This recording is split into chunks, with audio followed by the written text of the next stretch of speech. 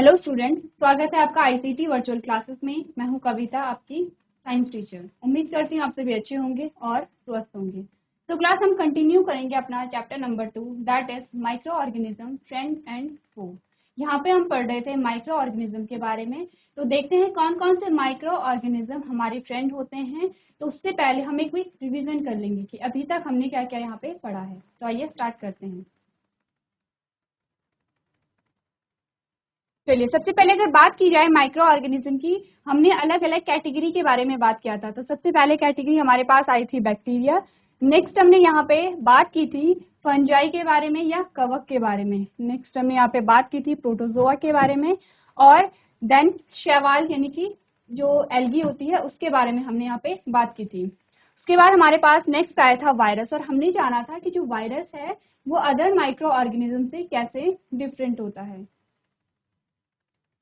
चलिए, अब हमने कहा कि जो माइक्रो ऑर्गेनिज्म है वो कहाँ रहते हैं। तो बहुत सिंपल सा आंसर है कि माइक्रो ऑर्गेनिज्म हर जगह रहते हैं, चाहे वो कोई भी कंडीशन हो, कैसा भी क्लाइमेट हो, कैसा भी इन्वायरमेंट हो। जो माइक्रो ऑर्गेनिज्म है वो हर जगह यहाँ पे पाए जाते हैं। नेक्स्ट जो हेडिंग हमारे पास आती है, अब हमने बात की कि माइक्रो ऑर्गेनिज्म और हम में क्या रिलेशन है। तो हमने कहा कि हम क्या होते हैं, चौबीसों घंटे जो माइक्रो ऑर्गेनिज्म है वो हमारे आसपास ही होते हैं। तो कुछ क्या होंगे, जैसे हम स्टार्टिंग से बात ही करते चले आ रहे हैं, हमारे चैप्टर का नाम ही ये है कि कुछ हमें क्या करेंगे, कुछ हमारी सहायता करते हैं, कुछ हमें नुकसान पहुंचाते हैं। आपकी स्क्रीन पे इमेज है, वहां पे अलग अलग कैटेगरी आपको दिखाई गई है। ये जो जितने भी माइक्रोब हैं इनमें से कुछ क्या होंगे, अच्छे माइक्रोब होते होंगे, कुछ क्या है हमें जो नुकसान देते हैं वो अच्छे माइक्रोब नहीं होते हैं। देन हमने यहाँ पे एक टेबल के बारे में बात की थी, और इस टेबल में हमें दो कैटेगरी देखने को मिली थी। पहले हमने कहा था कि उन माइक्रोब के बारे में हम बात करेंगे जो हमारे लिए बेनिफिशियल होते हैं, हमारे लाइफ में जो बहुत इंपॉर्टेंट रोल प्ले करते हैं। सेकेंड कैटेगरी में हम उन माइक्रोब की बात करेंगे कि जो हमारे लिए हार्मफुल होते हैं और बीमारियां यहाँ पे फैलाते हैं। तो अगर हम देखें, हम यूज ऑफ माइक्रोब्स में देखें, तो सबसे पहले हमने क्या कहा, माइक्रोब क्या कर रहे हैं यहाँ पे, preparation of curd, bread and cake. यानी कि आप अपने किचन में ऐसी कुछ चीजें देखेंगे, बहुत सारी ऐसी सामग्री होती है जहाँ पे जो माइक्रोब होते हैं उनके निर्माण में माइक्रोब बहुत इंपॉर्टेंट रोल प्ले करते हैं। जैसे कि दही हो गया है, ब्रेड हो गया है और केक हो गया है। आप में से ही किसी एक बच्चे ने हमें आंसर दिया था कि जब दही का, दूध से दही का निर्माण होता है तो वहां पे कौन इंपॉर्टेंट होता है, एक बैक्टीरिया, एक जीवाणु होता है जो कि दूध को दही में कन्वर्ट कर देता है। ये बात क्लियर है। सेकेंड हमने कहा production of alcohol, wine and acetic acid. कुछ ऐसे पेय पदार्थ होते हैं जिनका निर्माण माइक्रोब के द्वारा ही होता है। अब देखिए, हमने जब कर्ड की बात की, हमने दही की जब बात की, हमने कहा कि वहां पे जीवाणु है, बैक्टीरिया है जो कि हमारी मदद कर रहा है। अगर हम यहाँ पे अल्कोहल की बात करते हैं तो हमने कहा यहाँ पे एक फंजाई है जिसका नाम ईस्ट है, वो क्या कर रहा है, यहाँ पे अल्कोहल का फॉर्मेशन कर रहा है। नेक्स्ट हमने यहाँ पे बात की, हमने कहा preparation of medicine and vaccine. देखिए, अब क्या होता है, आपने देखा होगा कि बहुत सारी जो दवाइयाँ होती है, जैसे कि एंटीबायोटिक जो मेडिसिन होती हैं, उनका जो निर्माण होता है वो भी किससे होता है, माइक्रोब के द्वारा होता है। लेकिन हमने एक बात की है यहाँ पे वैक्सीन की। तो वैक्सीन में भी क्या होता है, वैक्सीन में जो लिक्विड हमारी बॉडी के अंदर डाला जाता है वो एक्चुअली में क्या होते हैं, कुछ माइक्रोब्स ही होते हैं जो कि हमारी इम्यूनिटी को इन्हांस करते हैं। नेक्स्ट हमने क्या बात की, हमने कहा क्लीनिंग ऑफ द इन्वायरमेंट। और आप में से किसी एक बच्चे ने हमें आंसर दिया था कि जो माइक्रोब होते हैं वो डिकम्पोजर्स का काम करते हैं, यानी कि अपघटक का कार्य करते हैं। देखिए, हमारे इन्वायरमेंट में बहुत सारे क्या होता है, बहुत सारा कचरा होगा, चाहे वो बचा कुचा भोजन हो, चाहे वो किसी की डेड बॉडी हो। अब ये क्या होता है, अगर ये कचरा ऐसे ही पड़ा रहेगा तो क्या होगा, आपने देखा होगा कि सबसे पहले बहुत गंदी स्मेल यहाँ से निकलती है। उसके बाद कुछ ऐसे यहाँ पे जो माइक्रोब हो गए हैं, कुछ ऐसे जीव जंतु यहाँ पे उत्पन्न हो जाते हैं जो कि बीमारियों को क्या करते हैं, उत्पन्न करेंगे। तो अगर इनका निवारण नहीं किया जाएगा तो क्या होगा, बीमारियां यहाँ से उत्पन्न होती रहेंगी और लोग बीमार पड़ते चले जाएंगे। तो कुछ ऐसे माइक्रोब होते हैं जो अपघटकों का कार्य करते हैं, जो डिकम्पोजर्स का कार्य करते हैं। ये क्या करेंगे, जो कचरा है, जो वेस्ट है, उसे डिकम्पोज करेंगे, यानी कि उसका निम्नीकरण करते हैं। और निम्नीकरण से क्या होगा, एक तो हमें कचरे से छुटकारा मिलेगा, सेकेंड क्या होगा, उसी कचरे से अब खाद का निर्माण हो रहा है, यानी कि मेन्योर का फॉर्मेशन हो रहा है। वही मेन्योर जो कि सॉइल की फर्टिलिटी को बढ़ा रहा है। अब सॉइल की फर्टिलिटी बढ़ेगी तो क्या होगा, जैसे कि हमने प्रीवियस जो चैप्टर हमारा था उसमें हमने यही पढ़ा था। हमने कहा किसी क्रॉप को हमें उगाना है, किसी क्रॉप का हमें अगर कल्टीवेशन करना है तो क्या होनी चाहिए, जो मिट्टी है, जो सॉइल है, उसकी जो फर्टिलिटी है वो अच्छी होनी चाहिए। और मिट्टी की फर्टिलिटी को हम कैसे बढ़ा रहे थे, हमने कहा दो चीजें हम यहाँ पे यूज कर रहे थे। पहला था मेन्योर और दूसरा था फर्टिलाइजर्स। अब हमने जब मेन्योर और फर्टिलाइजर्स का कंपैरिजन किया, हमने जो फर्टिलाइजर्स हैं, जो उर्वरक हैं, वो क्या हैं, केमिकल से बने हुए होते हैं। और अगर फ्रीक्वेंट यूज इनका किया जाए, यानी कि लगातार हम इनका यूज कर रहे हैं, तो ये क्या कर रहे हैं, जो सॉइल है, जो मृदा है, उसे नुकसान पहुंचाते हैं। बहुत सारी चीजें हमने देखी थी किस प्रकार से ये नुकसान पहुंचाते हैं। वहीं अगर हम मेन्योर की बात करें, खाद की बात करें, जिसका निर्माण जैविक कचरे से हो रहा है, वो क्या करता है, सॉइल की फर्टिलिटी को बढ़ाता है, लेकिन सॉइल को कोई नुकसान नहीं पहुंचाता है। अगर हम फ्रीक्वेंटली यूज कर भी रहे हैं खाद का, तो जहाँ पे मिट्टी को कोई भी नुकसान नहीं पहुंचेगा। और कहाँ से उसका निर्माण हो रहा है, हमने कहा जैविक कचरे से उसका निर्माण हो रहा है। और जैविक कचरे से कैसे वहां पे खाद का निर्माण हो रहा है, कुछ माइक्रोब्स होते हैं, कुछ ऐसे कृमि होते हैं जो कि यहाँ पे उस कचरे से खाद का निर्माण कर रहे हैं। तो ये आपको बात समझ में आ गई है। नेक्स्ट हमने यहाँ पे क्या कहा, इंक्रीज सॉइल फर्टिलिटी, यही बात यहाँ पे बताई जा रही है। जब माइक्रोब हमारे इन्वायरमेंट को क्लीन कर रहे होंगे, साथ ही साथ यहाँ पे जो सॉइल की फर्टिलिटी को भी वो इंक्रीज कर रहे होंगे। तो ये कुछ पॉइंट्स आते हैं जिससे हमें पता चलता है कि माइक्रो ऑर्गेनिज्म हमारी कितनी हेल्प करते हैं। उसके बाद अगर हम सेकेंड ग्रुप पे ध्यान दें कि जो हमें नुकसान पहुंचाते हैं, तो हमने क्या पढ़ा, हमने कहा cause disease in plants, animals and human beings, यानी कि वो माइक्रोब जो कि बीमारियां उत्पन्न करते हैं, सिर्फ मनुष्यों में नहीं करते हैं, बल्कि प्लांट्स में भी करेंगे और जंतुओं में भी करेंगे और मनुष्यों में करते ही हैं। सेकेंड क्या होता है, यहाँ पे हमें बताया गया है spoil food and cause food poisoning. अब हमने क्या बात की, हमने कहा जब भी हम खाने को रखते हैं और खाने को जैसे एक दिन दो दिन हो गए हैं, तो आपने क्या देखा, जो भोजन का टेस्ट है वो एकदम बिगड़ जाता है, प्लस स्मेल भी आने लगती है। क्यों ऐसा होता है, क्योंकि उस फूड में, उस भोजन में क्या है, यहाँ पे कुछ माइक्रोब्स डेवलप होने लगे हैं, कुछ सूक्ष्म जीव वहां पे विकसित होने लगे हैं, और उन्होंने क्या कर दिया है, जो भोजन है उसे खराब कर दिया है। और ऐसे भोजन को हमें ग्रहण नहीं करना चाहिए, क्योंकि हम बीमार उससे पड़ जाते हैं। तो आपको दोनों कैटेगरी समझ आ गई हैं। चलिए ठीक है, अब हम क्या करेंगे, एक एक करके बात करेंगे। सबसे पहले हम बात करेंगे उन माइक्रोब्स के बारे में जो हमारी हेल्प करते हैं, ठीक है। तो हमने क्या यहाँ पे बात की, तो हमारे पास जो हेडिंग आई है वो है friendly use of micro organism, यानी कि वो माइक्रो ऑर्गेनिज्म, वो सूक्ष्म जीव जो कि हमारे फ्रेंड होते हैं। अब फ्रेंड कौन होंगे, ऑब्वियसली बात है, जो कि हमें सहायता प्रदान कर रहे होंगे, वही हमारे यहाँ पे क्या होंगे, फ्रेंड होंगे। तो हमने क्या पढ़ा, हमने कहा microorganisms can be put to multiple uses, be it in the making of alcohol, bread, cake और मेडिसिन, और इन एग्रीकल्चरल और क्लीनिंग द इन्वायरमेंट। यही चीज आपको बताई गई है कि सूक्ष्म जीवों को कई उपयोगों में डाला जा सकता है, चाहे वो शराब, रोटी, केक या दवाएं बनाने में या कृषि में या पर्यावरण सफाई में हो। देखिए बहुत सारे यूजेस हमें बताए गए हैं किसके, माइक्रोब्स के।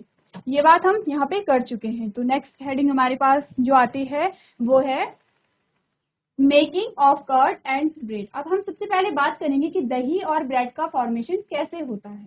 अगर दही की बात करें तो हमें एक बच्चे ने बताया था कि जो दही का, दूध से दही का निर्माण हो रहा है, वो जीवाणु के द्वारा हो रहा है।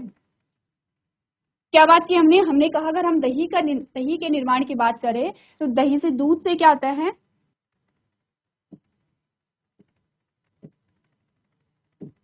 दूध से क्या होगा, यहाँ पे दही का निर्माण होगा। और किसके द्वारा होता है, एक जीवाणु के द्वारा होता है, यानी कि एक बैक्टीरिया के द्वारा होता है।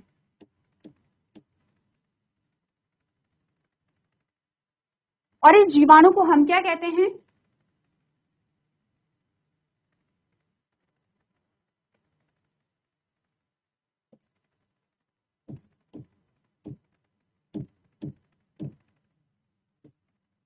ठीक है। अब इस जीवाणु का नाम क्या है, लैक्टिक एसिड बैक्टीरिया, जिसे हम LAB भी कहते हैं। हमने कहा लैक्टिक एसिड बैक्टीरिया या लैक्टोबैसिलस। जो भी नाम आपको याद हो सकता है, आप दोनों ही नाम अगर याद कर सकते हैं तो बहुत अच्छी बात है, वरना कोई भी नाम आप याद रख सकते हैं, लैक्टिक एसिड बैक्टीरिया या लैक्टोबैसिलस। अब क्या होता है, दूध में क्या होता है, एक जीवाणु होता है जिसे हम क्या कह रहे हैं, एलएबी कह रहे हैं, लैक्टिक एसिड बैक्टीरिया कह रहे हैं। तो ये जो माइक्रोब है, ये जीवाणु क्या करता है, अपने नंबर में इंक्रीमेंट करता है। देखिए माइक्रोब के बारे में सबसे इंपॉर्टेंट चीज क्या है, माइक्रोब बहुत जल्दी अपने नंबर में इजाफा करते हैं।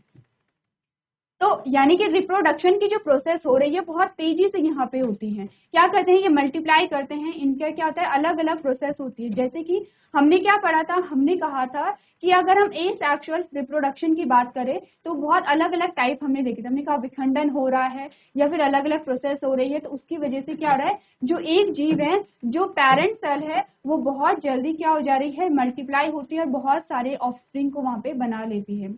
अगर हम बात करें यहाँ पे ह्यूमन बीइंग की या फिर प्लांट्स की जिनमें सेक्सुअल रिप्रोडक्शन पाया जा रहा है, तो बहुत जो प्रोसेस है बहुत लेंथी होती है। अगर ह्यूमंस में बात करें तो बहुत लंबी प्रोसेस है।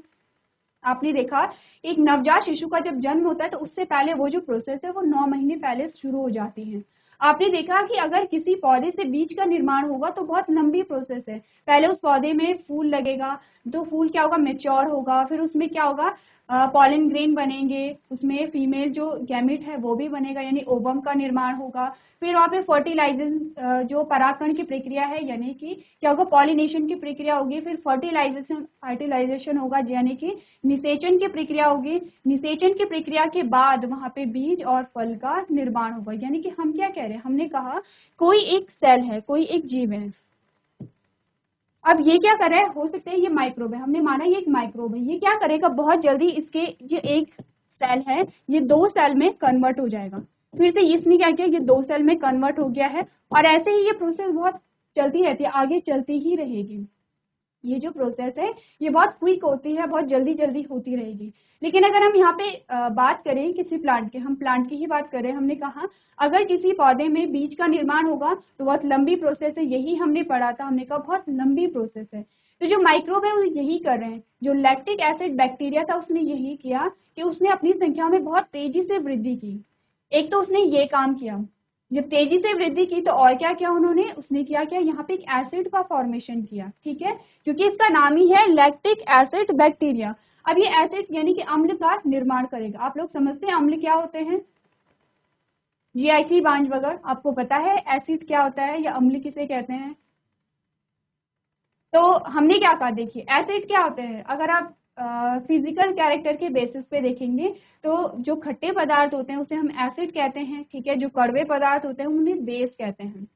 तो हमने क्या कहा, इस बैक्टीरिया ने एसिड का भी फॉर्मेशन किया कर्ड में, और अपनी जो नंबर था अपने नंबर को बहुत इंक्रीज यहाँ पे किया है। इसी प्रकार दूध ने क्या किया, जमना शुरू कर दिया। जब दूध ने जमना शुरू कर दिया तो अब क्या है, दूध में कुछ जो न्यूट्रिएंट है, पोषक तत्व है, उनकी मात्रा भी यहाँ पे बढ़ गई है। जैसे कि आपने देखा होगा विटामिन B12 कहाँ पे पाया जाता है, दही में पाया जाता है, जो हमारे लिए बहुत इंपॉर्टेंट होता है। तो किसकी वजह से पाया जा रहा है, बैक्टीरिया की वजह से पाया जा रहा है। तो आपने ये जाना कि दूध से किस प्रकार से दही का निर्माण होगा, और कौन सा माइक्रोब यहाँ पे यूज हो रहा है, हमने कहा जीवाणु यानी कि बैक्टीरिया। और उस बैक्टीरिया का नाम क्या है, हमने कहा लैक्टिक एसिड बैक्टीरिया। अब आप समझ रहे हैं, देखिए बैक्टीरिया दोनों प्रकार के होते हैं, बहुत सारे बैक्टीरिया आपके पास आएंगे। हमने क्या कहा, हमने कहा यहाँ पे कि जो बैक्टीरिया है वो दोनों प्रकार के होते हैं, यानी कि बेनिफिशियल भी होंगे, हार्मफुल भी होंगे, नुकसान देने वाले भी होंगे, हमारी मदद करने वाले भी होंगे। अभी हम क्या पढ़ रहे हैं, उन बैक्टीरिया के बारे में पढ़ रहे हैं जो हमारी मदद करते हैं। तो मदद कौन बैक्टीरिया कर रहा है, आपको नाम याद रखना है, लैक्टिक एसिड बैक्टीरिया हमारे लिए क्या है, बेनिफिशियल बैक्टीरिया है, ठीक है, सबको याद हो जाएगा। जीआईसी बांझ वगैरह सबको याद हो जाएगा कि जो दही बनाने में जिस बैक्टीरिया का यूज होता है वो क्या है, लैक्टिक एसिड बैक्टीरिया है, ठीक है। तो पढ़ लेते हैं यहाँ पे हमें क्या क्या चीजें बताई गई हैं, आप देखेंगे। अ बैक्टीरियम नेमली लैक्टोबैसिलस, क्या नाम है इसका, लैक्टोबैसिलस है, ये लैक्टिक एसिड बैक्टीरिया है। Multiply in a milk converting into curd, the making of cheese, pickle and various other food products also involve the use of bacteria. यानी कि एक जीवाणु अर्थात लैक्टोबैसिलस दूध में गुणा करके इसे दही में परिवर्तित कर देता है। अब दूध में गुणा करने से क्या मतलब है, दूध में गुणा करने से सिंपली ये मतलब है कि ये अपने नंबर को इंक्रीज कर रहा है, ठीक है। जैसे कि हमने यहाँ पे देखा, हमने कहा कि ये एक बैक्टीरिया था, इसने 2 सेल का निर्माण किया, 2 कोशिकाओं का निर्माण किया, यानी 2 भागों में विभाजित हो गया है। एक बैक्टीरिया से 2 बैक्टीरिया बने, इन दोनों से फिर से 2-2 सेल बनी है। फिर जितनी भी सेल बढ़ती चली जाएंगी आगे, वो क्या करेंगे, अपने नंबर को इंक्रीज करती रहेंगी। इसे ही हम क्या कह रहे हैं कि ये अपने नंबर में गुणा कर रहे हैं। ठीक है, यही हमने यहाँ पे पढ़ा है। अब आपको समझ आया कि बैक्टीरिया का यूज कहाँ कहाँ हो रहा है। नेक्स्ट लाइन हमें क्या बताती है, the process of fermentation, conversion of sugar to alcohol. अब आपको दूसरी चीज बताई जा रही है। पहले आपको दही का जो निर्माण कैसे हुआ वो आपको बताया गया है, सेकेंड आपको फर्मेंटेशन की प्रोसेस बताई जा रही है। तो आपने क्या पढ़ा, the process of fermentation, conversion of sugar to alcohol that is required in the rice batter for making idli and dosa is again helped by bacteria and yeast. यानी कि इडली और डोसा बनाने के लिए चावल के बैटर में किण्वन, किण्वन किसे कहते हैं, किण्वन में क्या हो रहा है, जो चीनी या शुगर है उसे अल्कोहल में बदलने की प्रोसेस को हम क्या कहते हैं, फर्मेंटेशन या किण्वन कहते हैं। नेक्स्ट हमने क्या बात की, हमने कहा यहाँ पे फिर से बैक्टीरिया और खमीर द्वारा मदद की जाती है। देखिए, सबसे पहले बात कर लेते हैं कि जैसे अगर हम ब्रेड बना रहे हैं या फिर जैसे हमने क्या बना रहे हैं, हम डोसा बना रहे हैं, तो हमने एक बैटर तैयार किया। हमने क्या किया, जो आटा था आटे को गूथा। अब आटे को गूथ करके हमने क्या कर दिया, कुछ देर के लिए उसे छोड़ दिया है।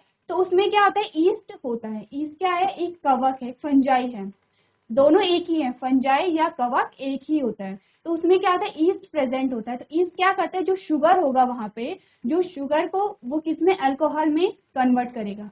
और अल्कोहल में कन्वर्ट जब करता है तो वहां पे कार्बन डाइऑक्साइड का भी फॉर्मेशन हो रहा है। देखिए क्या आपको बताया जा रहा है, हमने कहा देखिए हमारे पास ये एक बैटर है। बैटर यानी कि कोई भी हमने क्या किया है, जो आटा है या फिर जो मटेरियल है जिससे हमें, या तो हमें ब्रेड बनाना है या हमें डोसा बनाना है, हमारे पास ये मटेरियल है। ठीक है, अब हमने इसमें क्या कर दिया है, इसमें यहाँ पे ईस्ट प्रेजेंट है,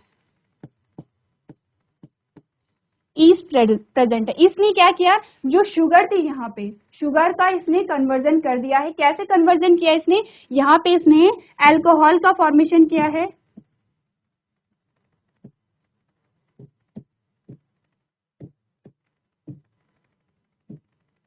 प्लस यहाँ पे कार्बन डाइऑक्साइड का निर्माण हुआ है। ठीक है, 2 चीजें यहाँ पे बनी।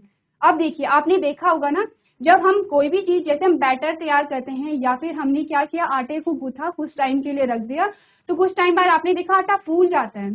कैसे वो आटा फूला, चाहे वो ब्रेड है, ब्रेड का आटा है, चाहे कोई भी चीज हम बना रहे हैं, तो वो कैसे फूल जाता है, क्योंकि यहाँ पे ईस्ट था। ईस्ट क्या है, एक फंजाई है, एक कवक है। ठीक है, हमने फंजाई के बारे में पढ़ा है कि फंजाई में भी क्या होता है, अलग अलग प्रकार के एग्जाम्पल हमने देखे थे। जो फंजाई है उसमें मशरूम भी आएगा, तो उसमें ईस्ट भी आएगा। ईस्ट की अगर हम बात करें तो ईस्ट बहुत छोटा होता है और मशरूम क्या होता है, इसके कंपैरिजन में बड़ा होता है। अब हमने क्या किया, हमने देखा यहाँ पे अल्कोहल का फॉर्मेशन हुआ और कार्बन डाइऑक्साइड का फॉर्मेशन हुआ। तो कार्बन डाइऑक्साइड क्या है, गैस है या लिक्विड है या सॉलिड है, कौन मुझे बताएगा कि कार्बन डाइऑक्साइड गैस है या लिक्विड है या सॉलिड है। कौन मुझे बताएगा, हाथ खड़े कीजिए। जीआईसी मांझ बगर। Good morning ma'am. Good morning, अपना नाम बताइए। हिमांशु कुमार। हिमांशु, जी ओके। तो हिमांशु मुझे बताइए, कार्बन डाइऑक्साइड क्या है। मैम जी गैस। गैस है, वेरी गुड, बहुत अच्छे हिमांशु, बैठिए। कार्बन डाइऑक्साइड क्या है, गैस है। ठीक है, अब क्या हो रहा है, देखिए हमने आप ऐसे इमेजिन कीजिए कि हमने क्या किया, एक कोई आटे को गूथा, उसमें ईस्ट प्रेजेंट था। देखिए उसमें ईस्ट का होना इंपॉर्टेंट है। कभी कभी हम क्या करते हैं, खुद से ईस्ट डाल देते हैं। मोस्ट ऑफ द केसेस में हम खुद ही क्या करते हैं, ईस्ट को डालते हैं। ईस्ट क्या है, एक कवक है, एक फंजाई है। हमने जब पढ़े थे, अलग अलग कैटेगरी पढ़ी थी हमने माइक्रोब्स की, तो हमने उसमें क्या पढ़ा था, फंजाई को भी पढ़ा था। कवक जिसे हम कहते हैं, क्या है, ईस्ट कवक है। ठीक है,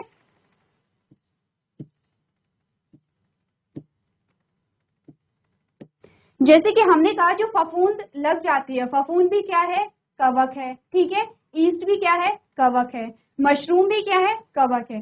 जैसे कि हमने कहा कि जो बैक्टीरिया है वो अलग अलग प्रकार का होता है, वैसे ही ईस्ट जो फंगस है, जो कवक है, वो भी अलग अलग प्रकार की होगी। तो हमने यहाँ पे क्या यूज किया है, आपको यही नाम आपको याद रखना है। इंपॉर्टेंट क्या है, आपको यही याद रखना है। आपने देखा दूध से दही के निर्माण में लैक्टिक एसिड बैक्टीरिया यूज हो रहा है या फिर लैक्टोबैसिलस यूज हो रहा है, ये नाम आपको याद रखना है, यही इंपॉर्टेंट है। आपने देखा कि ईस्ट अब जब फर्मेंटेशन की प्रोसेस हो रही है तो कौन सा जो फंगस है हम यहाँ पे यूज कर रहे हैं, हमने कहा ईस्ट को हम यहाँ पे यूज कर रहे हैं। साथ ही आपको ये पता होना चाहिए कि कौन सी कैटेगरी किसकी है। आपके पास लैक्टोबैसिलस नाम आएगा तो आपको ये पता होना चाहिए ये बैक्टीरिया है, आपके पास ईस्ट नाम आएगा आपको ये पता होना चाहिए कि ये क्या है, फंगस है। ठीक है, अब हमने क्या कहा, हमने कहा जो डो हमारे पास था, या आप जिसे आटा भी कह सकते हैं, उसमें ईस्ट था। ईस्ट ने क्या किया, जो वहां पे शुगर थी, शुगर को उसने क्या किया, कन्वर्ट करना शुरू कर दिया। यहाँ पे अल्कोहल का फॉर्मेशन हो गया है, प्लस एक गैस का निर्माण यहाँ पे हुआ है जिसे हम कार्बन डाइऑक्साइड कह रहे हैं। अब क्या होगा, जब आटे के अंदर गैस का निर्माण होगा तो क्या होगा, आपको कोई आइडिया है? तो मैंने आपसे क्या कहा था, मैंने आपको कहा था, देखिए जब हम गुब्बारे में हवा भरते हैं तो क्या होता है, जीआईसी बांझ वगैरह, कोई भी एक माइक ले लीजिए, हिमांशु माइक ले लीजिए, मुझे बताइए कि जब हम गुब्बारे में हवा भरते हैं तो क्या होता है। Morning ma'am. गुड मॉर्निंग, आपका नाम क्या है? मैम सोनम। सोनम। अच्छा सोनम, ये बताइए जब हम गुब्बारे में हवा भरते हैं तो क्या होता है? मैम गुब्बारा खुल जाता है। गुब्बारा फूल जाता है, ये कह रहे हो? ठीक है। अब क्या होगा कि जो हमने डो तैयार किया है या जिसे हम आटा भी कह रहे हैं, उसके अंदर अगर गैस का निर्माण हो गया तो क्या होगा फिर? क्या बोला? सोनम, फिर क्या होगा अगर हमने जो डो तैयार किया है, माना कि हम ब्रेड बना रहे हैं, हमने क्या किया है, ब्रेड बनाया, हमने कहा ब्रेड में हमने ईस्ट को डाल दिया है, ईस्ट ने क्या किया है, फर्मेंटेशन की प्रोसेस किया। फर्मेंटेशन के द्वारा क्या होता है, फर्मेंटेशन के द्वारा जो शुगर है उससे अल्कोहल और कार्बन डाइऑक्साइड का निर्माण हो जाता है। ठीक है, यानी कि यहाँ पे जो शुगर होगी, यहाँ पे जो शुगर थी, उस शुगर से अल्कोहल और कार्बन डाइऑक्साइड का निर्माण हुआ, दो चीजें बनी। अब अल्कोहल तो क्या है, लिक्विड है, ठीक है। कार्बन डाइऑक्साइड क्या है, यहाँ पे गैस है। तो क्या होगा जब उस डो के अंदर गैस का निर्माण हुआ तो क्या होगा उसके साथ? चलिए कोई बात नहीं सोनम, आपके नेक्स्ट में जो गर्ल बैठी हुई हैं उनमें से किसी एक को माइक दे दीजिए। बच्चे नाम बताओ अपना। दीपांजलि। ठीक है, अब मुझे आपके लिए भी सेम क्वेश्चन है, ठीक है। आपको मुझे ये बताना है क्या हुआ जब डो के अंदर एक गैस का निर्माण हुआ तो क्या होगा उस डो के साथ या उस आटे के साथ। आप ब्रेड बना रहे हैं, आप समझ रहे हैं आप कर क्या रहे हैं, आप ब्रेड बना रहे हैं। आपने क्या किया, आपने डो तैयार किया जिसे हम आटा भी कह सकते हैं। आपने डो तैयार किया, उसमें ईस्ट था, ईस्ट ने क्या किया, शुगर से अल्कोहल और कार्बन डाइऑक्साइड का फॉर्मेशन हुआ। जब गैस वहां पे बन गई है तो अब क्या होगा?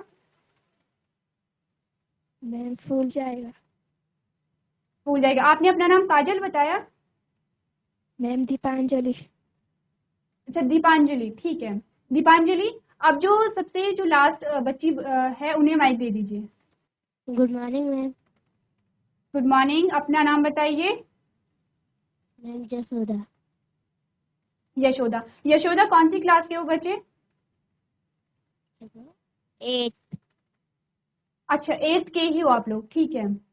अब यशोदा आपके लिए भी सेम क्वेश्चन है। सबसे पहले ये बताइए आप माइक लेने से डर क्यों रहे हैं? देखिए आप क्वेश्चन के आंसर जैसे भी करेंगे, सही या गलत, उससे फर्क नहीं पड़ता। फर्क इससे पड़ता है कि आप कितना समझ रहे हैं, कितना सुन रहे हैं, ठीक है।